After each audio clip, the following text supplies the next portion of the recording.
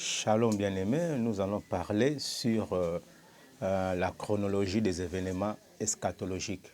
C'est très important parce que quand nous voyons ce qui se passe ces derniers temps, vraiment ça laisse à désirer.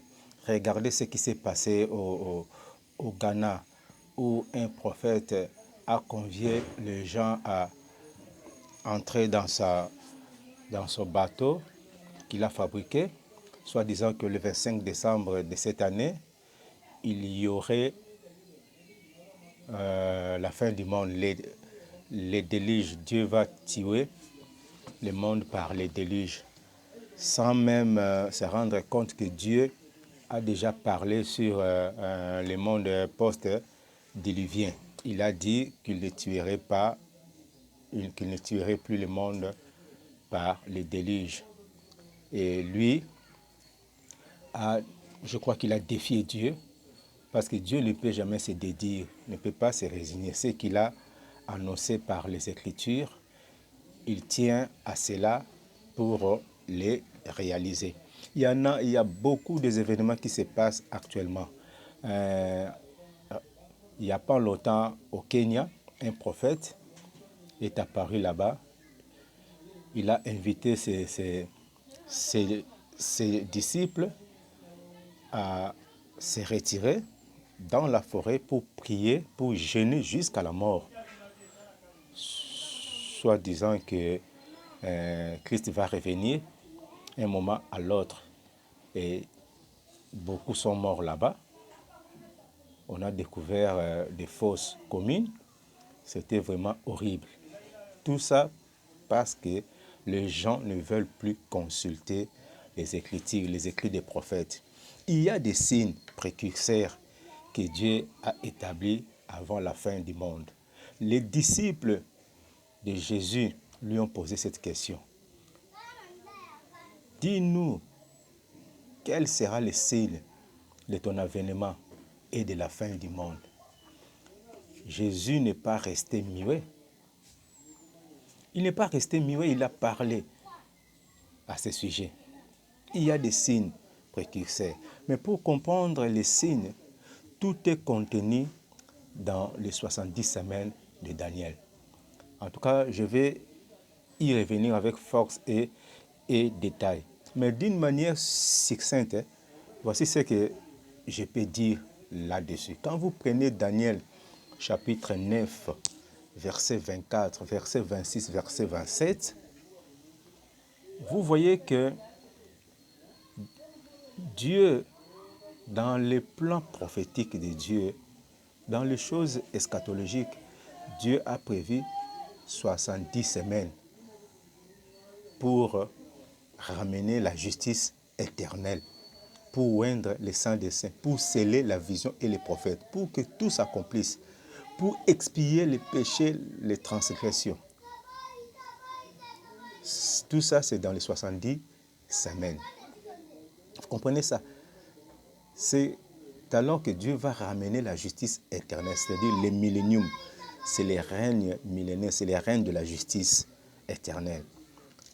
Ça ne peut intervenir qu'après les 70 semaines, depuis que la parole était sortie pour la reconstruction du temple. Et quand vous lirez là-bas, vous verrez qu'après les 62 semaines et 7 semaines, les conducteurs ou les messieurs, les oins, sera retranché et il n'y aura plus de successeurs. Le oint dont on faisait allusion, c'est notre Seigneur Jésus-Christ. Donc quand nous parlerons des 70 semaines de Daniel, je vais entrer en profondeur pour que vous compreniez ces choses. Maintenant, il nous reste une semaine prophétique, une semaine eschatologique pour que les milléniums puissent être opérationnels. Pour que Dieu ramène la justice éternelle, pour que Dieu scelle la vision et les prophètes. Tout ce que les prophètes ont dit, tout ce que les prophètes ont vu, la fin, l'accomplissement de tout ça. Et c'est ce que vous devez comprendre. Mais ce qui est important ici, vous allez comprendre qu'on dit, il conclut l'alliance au verset 27 de Daniel 9. Le peuple d'un chef qui viendra conclut l'alliance pendant une semaine. Et au milieu de la semaine, qu'est-ce qu'il fait? Il rend l'alliance. Qui conclut l'alliance? C'est le dévastateur. C'est l'homme du péché. C'est là où les choses commencent. C'est ça. C'est parmi le premier événement qui arrive. Nous attendons d'abord l'apparition. Vous devez attendre l'apparition de l'homme du péché, de l'impie qui viendra conclure l'alliance avec le peuple d'Israël, avec plusieurs au temple pendant une semaine. La semaine qui nous reste. Une semaine prophétique qui correspond à 7 ans. Le Seigneur Jésus fait aussi allusion à cet homme. C'est pourquoi il dit dans Matthieu 24, verset 15, verset 16 même, il dit, lorsque vous verrez l'abomination de la désolation dont a parlé le prophète Daniel. Donc Jésus fait allusion à Daniel 9 ici, que celui qui lui fasse attention. Là, on lui a posé la question de savoir les signes de la fin du monde. Il dit d'abord, quand vous verrez l'abomination de la désolation établie en lieu saint, que celui qui lui fasse attention. Ce n'est pas la fin, mais c'est un signe précurseur. D'abord, l'homme du péché apparaît. Jusqu'à s'asseoir là-bas dans le temple de Dieu, se proclamant lui-même Dieu. C'est ce que Jésus a dit, quand vous verrez l'abomination établie en lieu saint.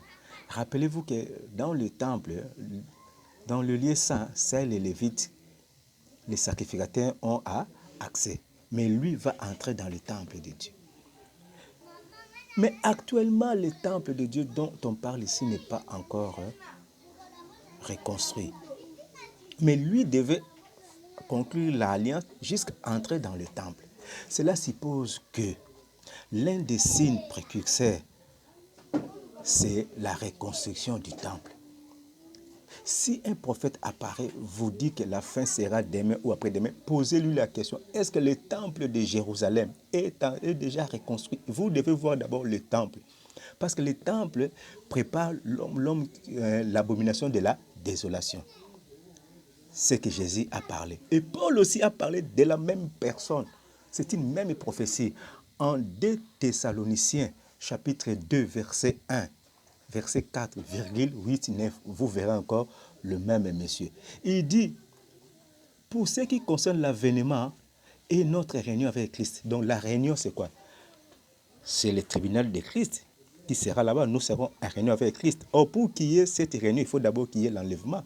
Il faut qu'il y ait la résurrection des morts et l'enlèvement pour que nous assistons à la réunion. Mais avant ça, il dit que personne ne vous trouble. Il faut qu'on ait vu paraître l'homme du péché, le fils de la perdition, jusqu'à s'asseoir dans le temple de Dieu. C'est la même personne. C'est ce que Jésus a dit dans Matthieu 24, lorsque vous verrez l'abomination de la désolation.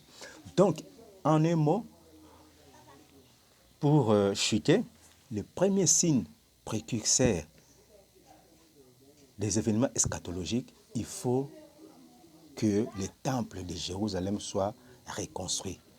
Quand le temple sera reconstruit, alors viendra l'homme du péché que nous allons surveiller.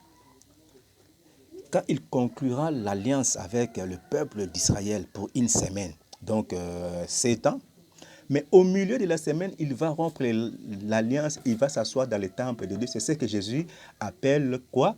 L'abomination de la désolation dont a parlé le prophète Daniel. C'est dans Daniel 9, verset 24,26, 27. L'alliance d'une semaine de 7 ans, mais au milieu, il rompt l'alliance, il fait des choses abominables. Et c'est ce que Paul a dit.